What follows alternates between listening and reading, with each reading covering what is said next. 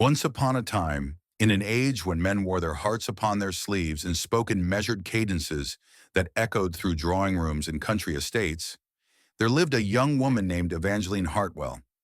She dwelt in that peculiar state of being which afflicts so many souls.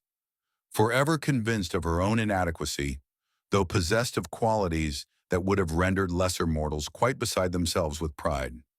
Evangeline had been born into circumstances most agreeable, the daughter of a country gentleman whose estate, while modest, provided all the comforts necessary for a lady's proper education.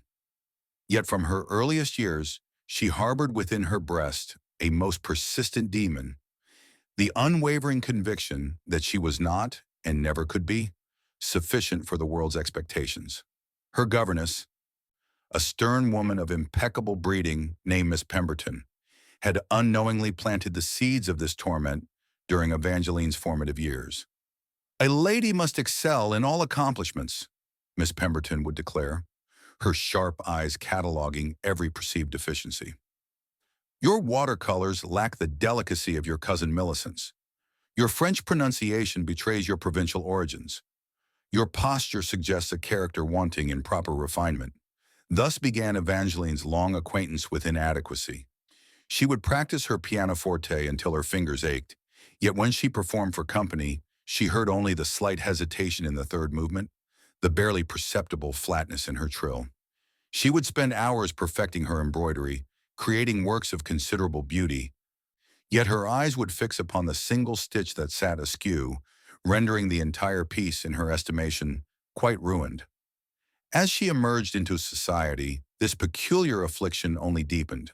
At assemblies and dinner parties, she would observe other young ladies with what she imagined to be their effortless grace, their sparkling conversation, their ability to command attention without appearing to seek it. She did not see what others saw: her own genuine kindness that drew children to her skirts, her thoughtful observations that caused even the most cynical gentleman to pause in consideration, her quiet beauty that bloomed like wildflowers in meadows, requiring no cultivation, yet possessing an enduring charm. The season of her 20th year brought particular anguish, for it was then that Mr. Edmund Fairfax arrived in the neighborhood. He was everything that Evangeline believed she could never deserve, handsome in that understated way that suggests good breeding rather than mere physical fortune, possessed of an inheritance that rendered him quite independent, and gifted with a mind that found pleasure in books and conversation, rather than in the usual pursuits of shooting and cards that occupied most gentlemen of his station. When Mr. Fairfax began to show her particular attention, Evangeline's torment reached new heights. Surely, she reasoned, he was merely being kind to the awkward daughter of his host. Surely any moment he would realize his error and turn his attentions to someone more deserving, perhaps the vivacious Miss Thornton with her golden curls and ready laugh, or the accomplished Miss Westbrook who could speak 4 languages and played the harp like an angel. The cruel irony, invisible to Evangeline but painfully apparent to every other observer, was that Mr. Fairfax had indeed noticed these other young ladies and found them wanting, not in accomplishments or beauty, but in that particular quality of character that had drawn him to Evangeline. He had grown weary of the calculated charms of society misses, their practiced witticisms and rehearsed sensibilities. In Evangeline, he had discovered something rare and precious, a soul that had not been corrupted by the world's applause, a mind that thought deeply rather than merely cleverly, a heart that gave freely without calculation. Yet Evangeline could not see herself through his eyes. When he lingered by her side at dinner parties, she assumed he was trapped by politeness. When he sought her opinion on matters of literature and philosophy, she credited his patience rather than recognizing his genuine interest in her thoughts.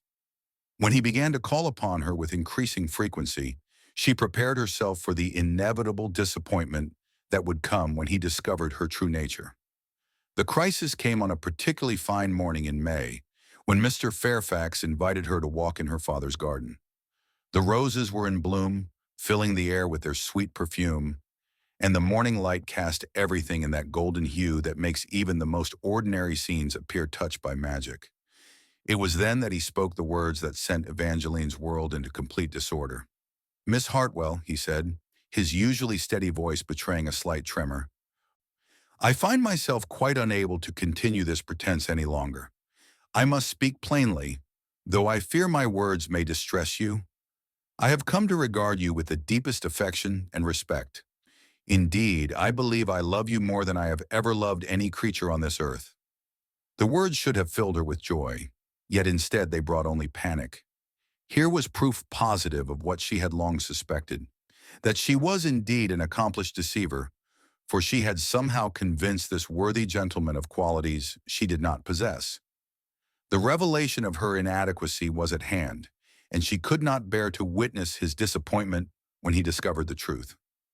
"Mr. Fairfax," she replied, her voice barely above a whisper, "you mistake me entirely. I am not the woman you believe me to be.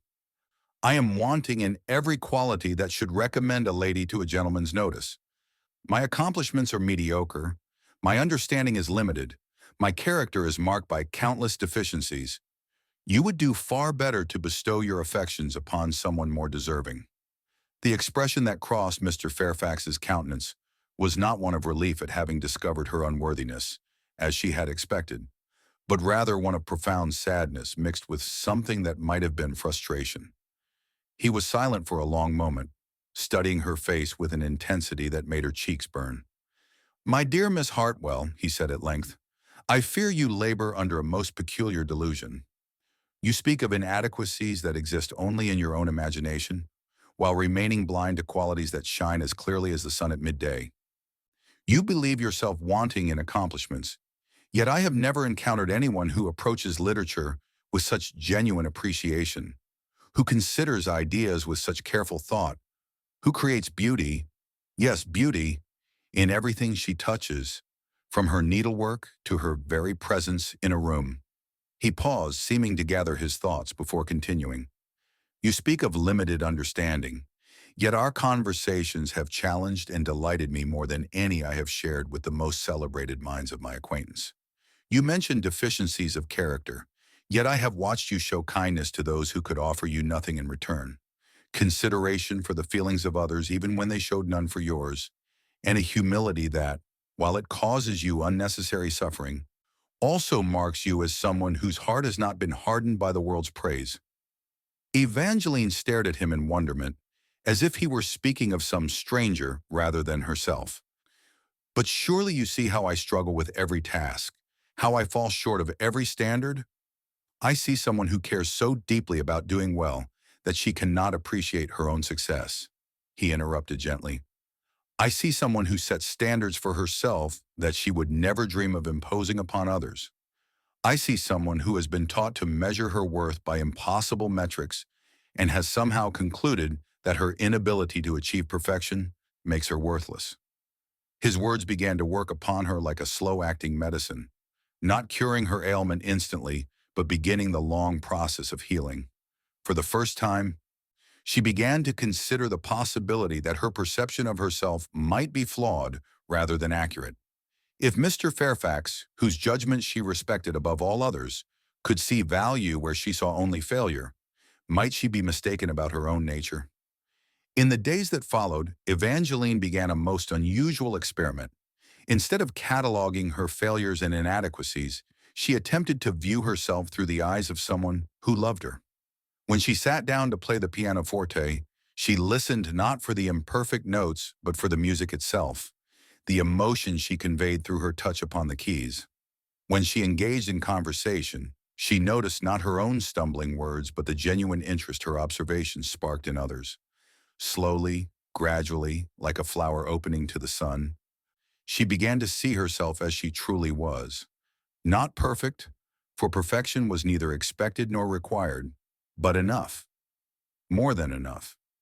She was a woman capable of love and worthy of being loved, possessed of talents that brought joy to others and thoughts worth sharing, blessed with a heart that felt deeply and a spirit that remained gentle, despite the world's occasional harshness.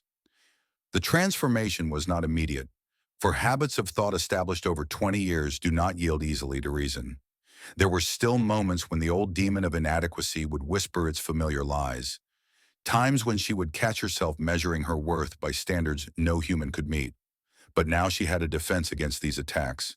the memory of love freely given, the evidence of her own value reflected in the eyes of someone whose opinion she treasured. When Mr. Fairfax renewed his proposal some weeks later, Evangeline was able to accept not as someone unworthy receiving undeserved kindness, but as a woman who recognized her own value and was prepared to offer it, along with her heart, to a man who understood and cherished both. And so they were married that autumn, in a ceremony that celebrated not the union of perfection with perfection, but something far more beautiful and enduring, the joining of two souls who had learned to see the extraordinary within the seemingly ordinary, who understood that worthiness is not earned through flawless performance, but granted by the simple fact of being human and therefore infinitely precious. Evangeline's story became, in time, a quiet legend in their corner of the world, not because she achieved any particular fame or accomplished any great deeds that history would record, but because she learned the most difficult lesson of all, that she had always been enough, exactly as she was. The only thing that had ever needed fixing was her ability to see the truth of her own worth. And they lived, if not happily ever after in the fairy tale sense, then contentedly and lovingly, which is perhaps even better. For contentment comes not from the absence of all troubles, but from the knowledge that one is strong enough, worthy enough, and loved enough to face whatever troubles may come. Thus ends the tale of why Evangeline thought she was not good enough, and how she learned that she had always been more than sufficient for all the love and happiness life had to offer.